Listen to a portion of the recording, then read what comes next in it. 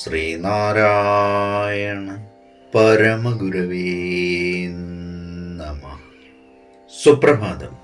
1832 ദിവസമായ ഇന്ന് 2026 മെയ് മാസം 21 തീയതി വ്യാഴാഴ്ച, 1201 ആണ്ട് ഇടവമാസം 7 തീയതി. ഗുരുവചനങ്ങളിലൂടെ മതം വിശ്വാസ സ്വാതന്ത്ര്യത്തെ അനുവദിക്കുന്നതും സംസ്കൃത ബുദ്ധികൾക്കെല്ലാം സ്വീകാര്യവും മനുഷ്യരെ ഒരു ഉത്തമ ആദർശത്തിലേക്ക് നയിക്കുന്നതുമായിരിക്കണം. ശ്രീനാരായണ ഗുരുദേവൻ. ശ്രീ നടരാജ ഗുരു എഴുതിയ ഗുരുവരുകൾ എന്ന പുസ്തകത്തിൽ ദക്ഷിണ ഭാരതത്തിലെ 3 ഗുരുക്കന്മാർ എന്ന് വിവരിക്കുന്ന 42 ഭാഗമാണ് ഇന്ന് അവതരിപ്പിക്കുന്നത്. തനി യാഥാസ്ഥിതികതയ്ക്ക് ഗുരു ഒരു അർത്ഥവും കൽപ്പിച്ചിരുന്നില്ല. എന്നാൽ മതനിഷേധത്തിന്റെ വക്താവുമായിരുന്നില്ല ഗുരു.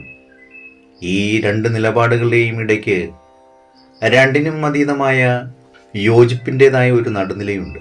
ധ്യാനാത്മകമായ സത്യാന്വേഷണത്തിന്റെ അന്തസാരമായിരിക്കുന്നത് ഈ നടുനില തന്നെയാണ്.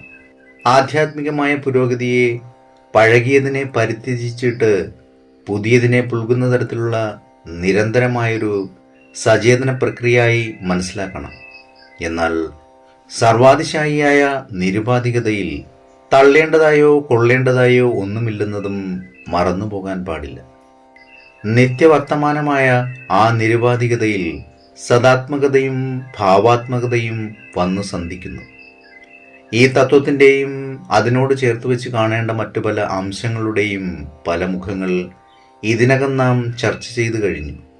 ആധ്യാത്മിക പുരോഗതിയിലെ രഹസ്യാംശമായിരിക്കുന്ന ഈ സചേതനതയിലേക്ക് തിരിച്ചു വരാനുള്ള അവസരം തുടർന്നു വരുന്ന പഠനങ്ങളിൽ വേണ്ടത്ര ഉണ്ടാവുകയും ചെയ്യും.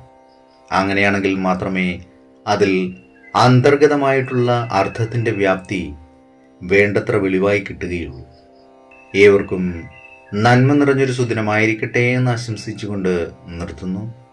നന്ദി, നമസ്കാരം. ഗുരുധർമ്മം ജയിക്കട്ടെ.